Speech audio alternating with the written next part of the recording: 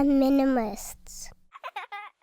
That is such a good point. It makes me think of this stat about I think it's Gen Zers. They're having the least amount of sex than any other. And it has to be the least amount of sex of any generation. And why is that? Lowest teen pregnancy of any generation. Yeah. Because part of that sounds good, but then my guess is it might be for the wrong reasons, though, right? It is not good. It's part of what you saw. Now, I'm watching The Social Dilemma tonight. Okay.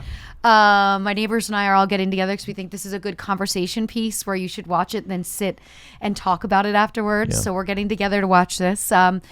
It's about what your reason is. Now, I have a lot of young girls that have told me they've had one sexual experience that scared them and now they're not having sex at all. That's the Gen Xers. And that's from the young guys at 10 watching porn and thinking it's okay to choke a girl the first time they have sex with her. And she's like, what just happened here? I'm never doing this again. Right. Yeah. Their phones are more important to them than their vehicles. Like there was a survey last year. Would you rather have your parents take your car away for a year or your phone? Every kid chose their phone because they can use their phone to get an Uber. Right. Yeah. They don't want the responsibility of the car. Yeah. The same thing is going on with communication.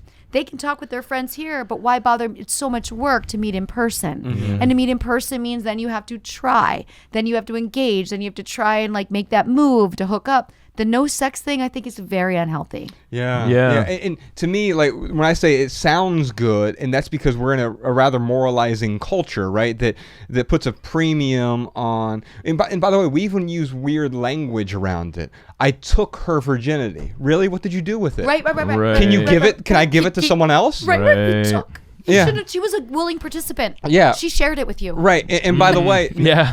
and now that she doesn't have it, what am I able to do something with Right. it? Like we use this language without even realizing like that's a very normal thing for us to use, but it should be abnormal. The way that we talk about sex is often guilty or shameful, and we even have a question about that in a little bit. But before we get to our audience questions, let's make the sort of case against porn and the case for porn, because I think you're the perfect person to talk about both, because we see that it's hurt Tim's life here, and it's hurt a lot of people's lives, probably because of early exposure. There are probably other reasons as well, but also it exploits that industry can exploit a certain number of people as well. So maybe let's talk about the bad side, and then maybe we'll talk about the potential upsides of it.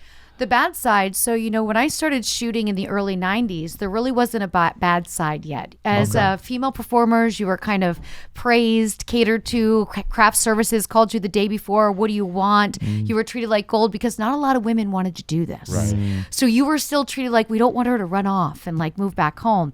It wasn't, Jenna Jameson didn't arise yet. This didn't become MTV-ish, pop culture-ish. So we were celebrated. Even how the man disrobed you on set had to be very sensual and soft and no rush. It was then illegal to do choking and smacking and anything rough. The girl always had to look equally in control by law to be able to distribute this type of content. So because the laws were right here, we had no internet. Everybody stayed on board, and it was this really kind of everything was sensual and sexual, and it was a bunch of really sexual beings in the industry from in front of the camera to behind the camera. And then came the internet and the realization that we need tags. We need different tags, so when people put in keywords, now we have these tags. So now we have to do these 10 extra things in this movie, and it just became a thing and not a beautiful substance of sharing. You could learn something from a porn in the 90s that was intimate, the caressing. I mean, there was like 30 minutes of caressing and foreplay back then because the sex was so much shorter and they didn't show full penetration, so they had to fill that time. The angles were from the side. I mean, and it was this thing. And then here comes the internet. Here comes Gonzo. And it's like, we got to get this much in 24 minutes. And we got to cover all these categories. Right. Now we removed the sexual element of it and made it a total business that would cater to keywords. How is that sexual? So the downside with that is that. And then the industry affects the weak when it comes to talent.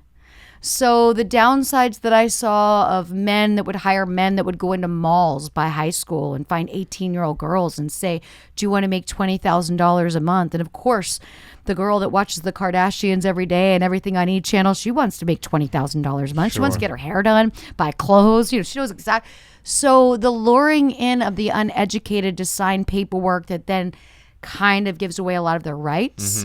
And them being so afraid to say no to the money, they start making sexual choices. And I always told everyone, never do something on camera for your first time.